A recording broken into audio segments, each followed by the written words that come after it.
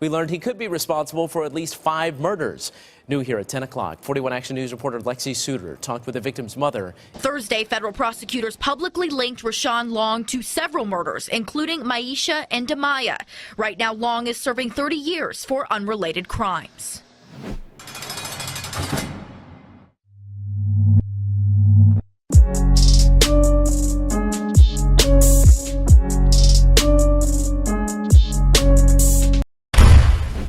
What's up, everybody, and welcome back to another episode of Blood on the Razor Wire TV, where we bring it to you real and we bring it to you raw. Today, we're going to go into Kansas City, Missouri. We're going to talk about a young man that gets sentenced to 30 years. A young man that the government alleges killed at least 23 people. Is that true? I don't know if it's all true. I think that sometimes prosecutors and cops, they're overzealous. They want blood. They want to say, hey, he did this or he did that. But we might surprise you with an interview, maybe. Or maybe we'll surprise you with Rashawn's own words. Rashawn Long, 51st Street Crip, according to court documents. Was he a gangster? Was he that dude that you didn't want to run into in the street? Was he that dude that was out there living that street life in a community that's riddled with violence, a community that's dangerous? It is dangerous. Many communities are dangerous. I don't care if you're in Chicago, if you're in Buffalo, New York, Rochester, New York, Little Rock, Arkansas. When you're living that street life, you're putting yourself out there. When you're out there getting money, you might be selling a little bit of weed, whatever, doing your thing. You might not realize, man, that somebody's plotting on you. You might not realize that somebody wants to take what you got. There's plenty of takers out there, man. And sometimes the takers will take your life.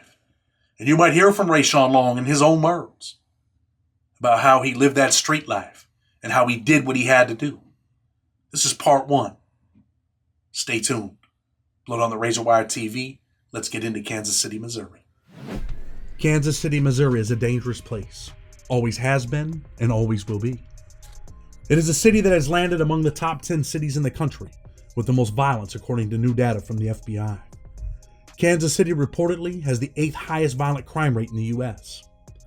In the 1920s, a flourishing and exciting nightlife scene grew out of the black community at 18th and Vine Street, where Kansas City jazz emerged, but the city also had a dark side full of rampant crime, ruthless mobsters, speakeasies, and bootlegger liquor, under the reign of unelected political boss Thomas Pendergast, who ruled the city's government and criminal underworld from 1925 to 1939.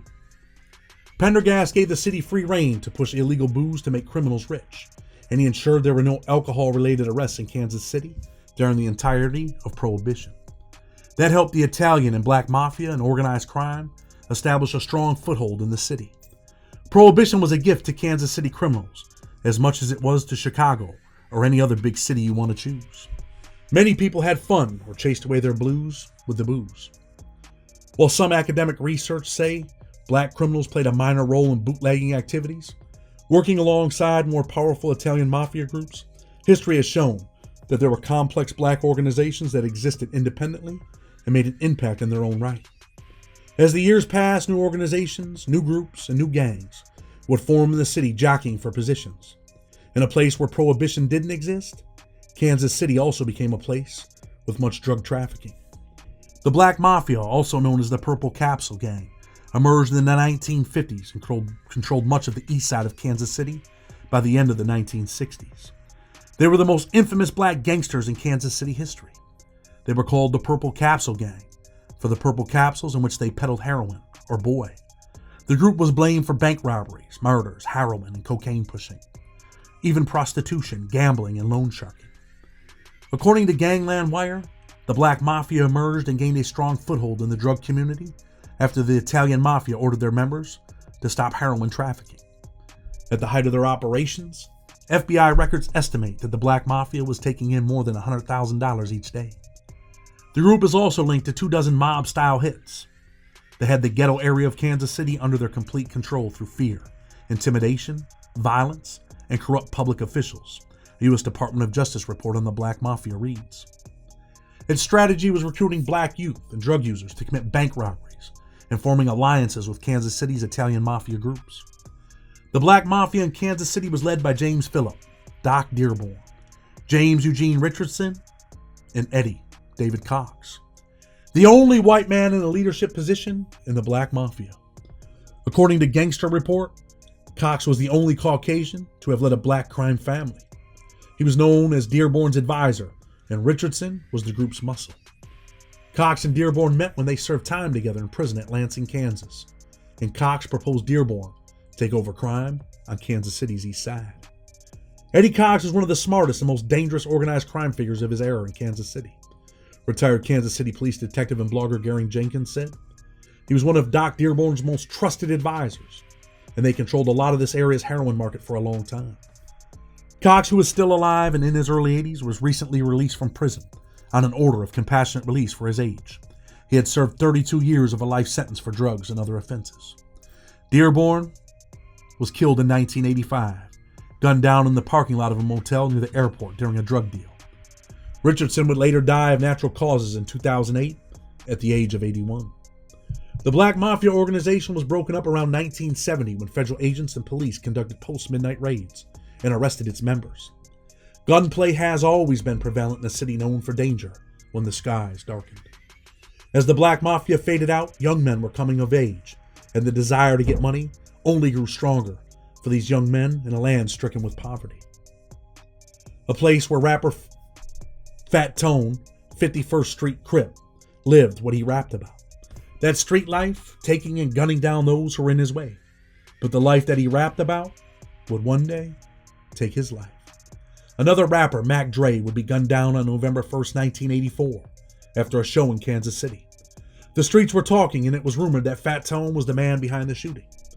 In retaliation, on May 23, 2005, Andre Mac Minister Dow would return the favor. This time, 3 gangsters would meet, and 2 would be left to die. Fat Tone and his man Jermaine Cowboy Atkins would meet the same fate as Mac Dre. Las Vegas, in the end, claimed 3 lives when Mac Minister was sentenced to life. But according to court papers, there was no one more ruthless than Rashawn Long, a friend of Fat Tone's who would mention Rashawn in his songs. Was he the young gunner? The feds have said he was the most ruthless killer Kansas City has ever seen. One of the most dangerous Crips known to man. But is it all true, or just the narrative painted by the cops? Rashawn would be sentenced to 30 years in prison, but not for murder. It was a crazy day that would forever change his life, and possibly the streets of Kansas City. The investigation into this case began when Kansas City, Missouri police officers responded to a call about a suspicious person on October 26, 2013. Officers contacted a homeowner who stated that a man she didn't know had been knocking on her door. She also told officers that he parked his 2013 Dodge Avenger in her backyard area and left. She had no idea who the vehicle belonged to or why it was parked in her backyard. Officers noticed that the vehicle had a strong brake pad odor, which was consistent with it having been recently driven at a high rate of speed with the brakes repeatedly engaged. One of the officers requested a tow truck to come pick up the vehicle. When the resident went to move her own vehicle so that the tow truck could get into her backyard, she found a note from Long, but addressed to another person, thanking that person for letting him park the vehicle in her yard. A few minutes later, Long came running up the hill, waving his arms and yelling at the officers. He told the officers that he knew the owner of the residence and that he parked vehicles there before. Long also told officers that he was trying to hide his car from his fiancée while he visited another woman who lived down the block and did not want anyone to see him. Long, who had 2 active arrest warrants, was taken into custody. When officers searched Long's vehicle, they found a backpack that contained a stun gun, a can of pepper spray, a digital scale with residue, a digital video camera, and a Coke can. Inside the Coke can was a false compartment that contained 5.67 grams of Buphedrone. When officers reviewed the contents of the digital video camera, they found at least 2 images in which Long flashed a Glock semi-automatic handgun, a gun that Rashawn contends was nothing more than a prop gun. On August 19, 2014, a jury would find Rashawn guilty of possession with intent to distribute a controlled substance and felon in possession of a firearm. The federal guidelines had called for a sentence of 115 months, or 9.5 years, but the judge imposed the statutory maximum of 30 years. But why?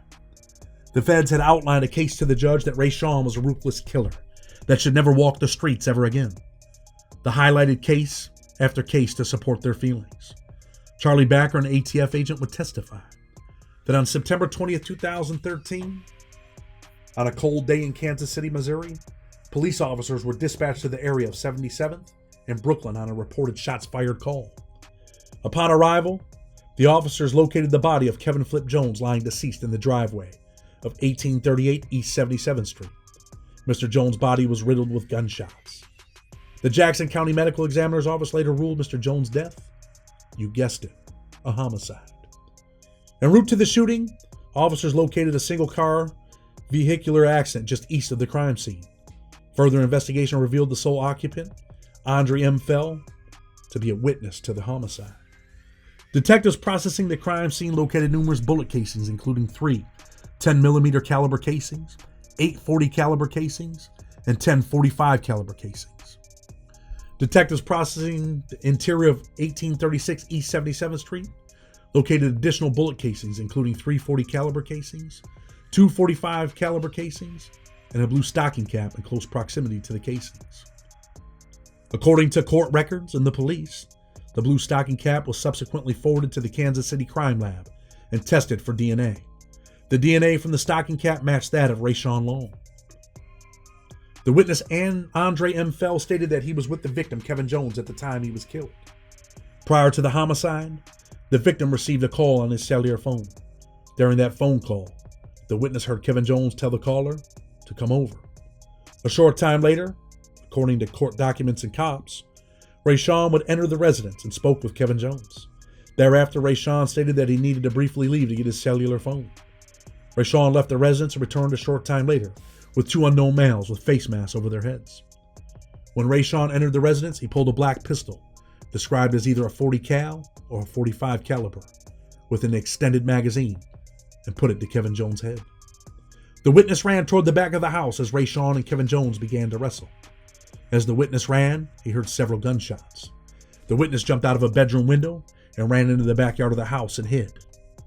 In the instant case, Rashawn is depicted on video on numerous occasions in possession of a black pistol, often with an extended magazine, according to the cops' testimony. Testimony by ATF Special Agent Matt Wilson would establish that the firearm depicted was definitely a Glock, and most likely a Glock Model 23, a 40 caliber pistol. Further, on May 4, 2013, the video recorded who police say is Rashawn, stating, "I've got a 30-round clip for this, and I can get a 50-round drum if need." Cops say on September 21, 2013, the day after Kevin Jones' death, the video depicts Rashawn holding a mason jar of purported marijuana and stating, "Oh shit, laying low on dope. No more Kush. Call up the Kush man. We're gonna have to rob another Kush man. This time we're gonna rob him for the gusto, man. We ain't gonna hit him for the little boy. We're gonna hit him for the gusto. We're gonna smoke for the next 10 years, my nigga." At trial, the prosecutors alleged that Kush is a slang term for marijuana. Cushman is a slang term for marijuana dealer. They also said Kevin Jones was a known marijuana dealer who was known to keep the marijuana he sold in a shoebox. The shoebox found at the scene of Kevin Jones' murder was discovered, according to the cops. The shoebox was found empty and was subsequently tested by the Kansas City Crime Lab. That box would test positive for traces of weed. Sometimes rap lyrics are used by the feds to end lives, so be mindful, young man. The government also outlined more. They say that Long, aka Munch, shot and killed Michael Burks on February 1st, 2001, in the middle of a public street in Kansas City, Missouri. Related to that murder, they say Long attempted to kill Marlon Brown on March 5th, 2001, in Overland Park, Kansas. Though he survived, Brown was paralyzed from the incident.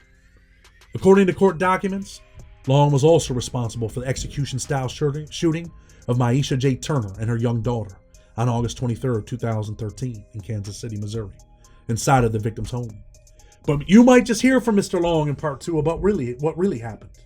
Speculation by the government?